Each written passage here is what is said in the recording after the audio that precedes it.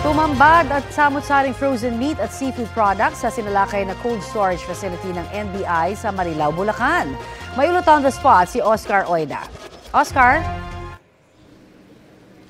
Yes, Connie, sa bisa nga ng search warrant ay sinalakay ng mga tauhan ng NBI ang isang cold storage facility dito sa Marilao, Bulacan mag-alas 11 kagabi. Una, kinatukpan nila ang pinto nito pero dahil wala unang tao ay ginamitan na nila ng battering ram ang nasabing pasilidad. Pero nang hindi ito umobra, umakyat na sa ikalawang palapag ang ahente ng NBI para basagin ang bintana para makapasok sa loob.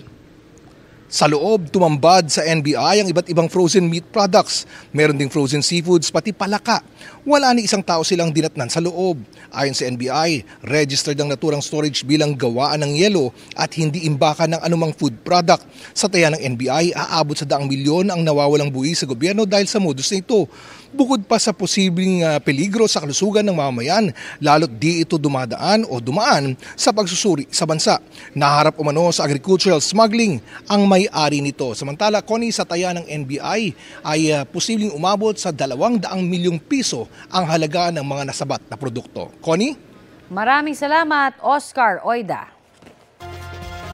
Kapuso, para sa mga maiinit na balita, mag-subscribe sa GMA Integrated News sa YouTube. Sa mga kapuso naman abroad, subaybayan nyo kami sa GMA Pinoy TV at sa www.gmanews.tv.